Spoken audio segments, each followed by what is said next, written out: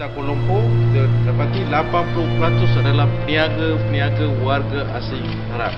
Sudah diambil alih oleh orang asing, khususnya Bangla. Sekarang ni pula dah ada pula pasar Bangla pula. Kita tak boleh biarkan orang berniaga seperti ini.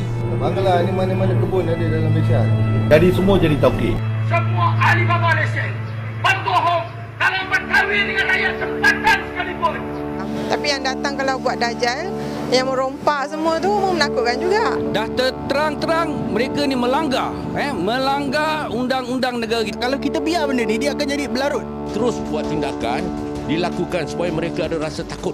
Rakyat warga asing ni hantar balik pulang. Bawa diorang keluar lah. Mereka pulang balik ke negara asal mereka. Seolah sudah suratan, kegaduhan dan keresahan sosial berbau rasial cukup melekat dengan bangsa Malaysia. Sulit lepas dan hampir tidak berujung. Konflik etnis selalu menghantui sejak awal negara berdiri. Dan ibarat api dalam sekam, ia menjadi bom waktu yang bisa meledak kapan saja, di waktu dan skala yang tidak terduga. Di tengah memuncaknya krisis identitas dan polemik bahasa Melayu sebagai bahasa nasional, Malaysia saat ini dihadapkan dengan persoalan pelik pengelolaan tenaga kerja asing dan pengendalian masuknya imigran ilegal. Persoalan yang jika tidak diselesaikan tuntas dan cepat, akan berujung pada simpul masalah sama. Konflik etnis. Menyusut drastisnya tenaga kerja asing yang berasal dari Indonesia, memberi dampak cukup signifikan bagi Malaysia, yang memang memiliki ketergantungan akan kebutuhan tenaga kerja asing. Hingga 2017, jumlah tenaga kerja Indonesia merupakan yang terbesar, tercatat mencapai 728.871 orang atau sekitar 41% dari keseluruhan tenaga kerja asing di Malaysia. Namun tercatat kemudian pada Januari tahun 2023, tersisa 44.769 orang saja.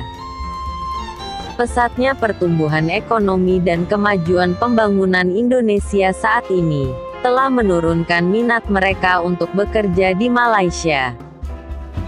Dan jumlah tersebut dipastikan akan terus menyusul kebijakan penghentian pengiriman tenaga kerja ke Malaysia, yang dikeluarkan pemerintah Indonesia pada pertengahan tahun lalu. Mengatasi hal tersebut, pemerintah Malaysia menandatangani perjanjian dengan Bangladesh pada Desember tahun 2021, untuk membuka kembali pengiriman tenaga kerja yang sempat dihentikannya di 2018.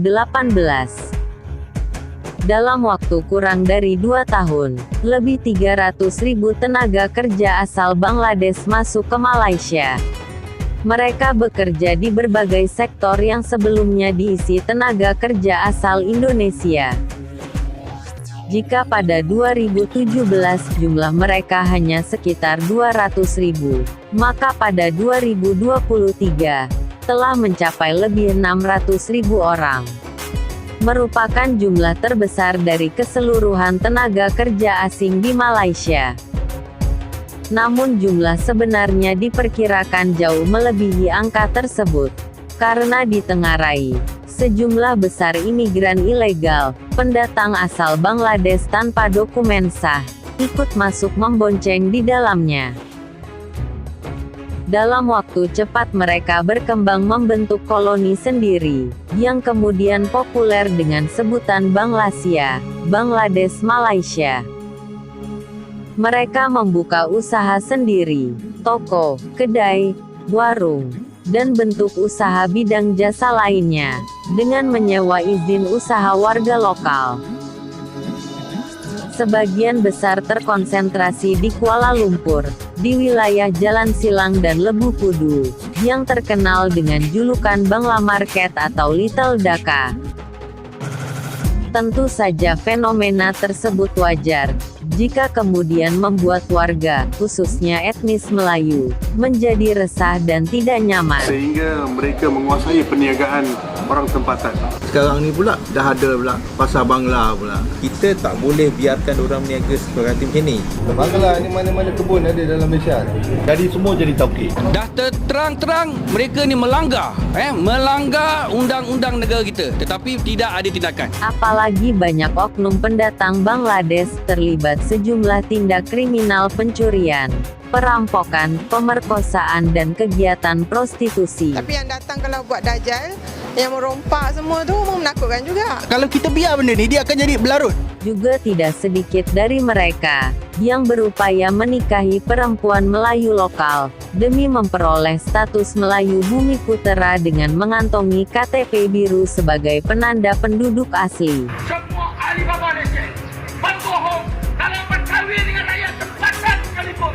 Banyak warga merasa terancam keamanan dan mulai mengkhawatirkan keselamatan anak-anaknya.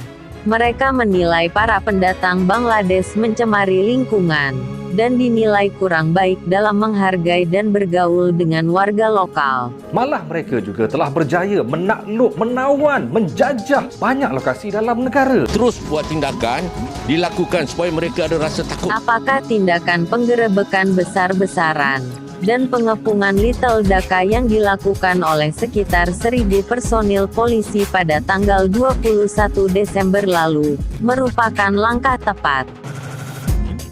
Akankah menjawab keluhan dan aduan warga selama ini? Tentu saja tidak. Saya mau bagi tahu, ini kita orang Bangladesh pun sudah menyumbang sama ekonomi Malaysia. Saya mau bagi tahu ini Sungai Buloh bagi sama Bangladesh. Malaysia duduk warga asing, hampa boleh biar. Bawa diorang keluar lah. Rakyat warga asing ni hantar balik pulang lah. Bagaimana kita boleh menentukan mereka pulang balik ke negara asal mereka? Ketergantungan Malaysia akan tenaga kerja asing merupakan dampak populasi yang makin menua dengan angka usia median 29, sehingga menurunkan tingkat partisipasi pekerja dan populasi yang relatif kecil, 34 juta saat ini, turut menurunkan tingkat kompetisi dalam mencari pekerjaan. Ruang dan peluang itulah yang kemudian diisi para tenaga kerja asing. Selain itu, meningkatnya tingkat pendidikan dan urbanisasi, menurunkan keterisian bidang pekerjaan semi-skill dan low-skill.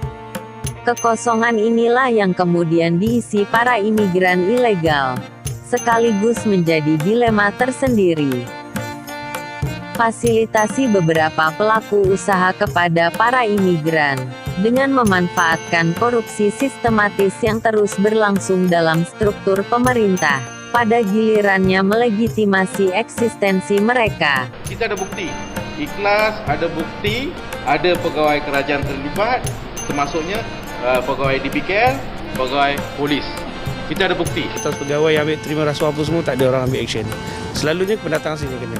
Aktivitas mencolok koloni Bangladesh, sehingga menimbulkan tanggapan dan reaksi negatif sebagian masyarakat, yang menilainya sebagai ancaman secara ekonomi, sosial, juga keamanan, merupakan konsekuensi logis yang harus dihadapi. Mengatasinya lewat tindakan represif beresiko memicu konflik horizontal dalam masyarakat. Perlu pendekatan sosiologis untuk mengantisipasi meluasnya potensi kerawanan sosial, serta tindakan tegas atas pelanggaran regulasi yang dilakukan birokrasi dan para pelaku usaha. Siapa makan nangka, maka akan kena getahnya. Terima kasih telah menonton video ini. Semoga bermanfaat. Salam.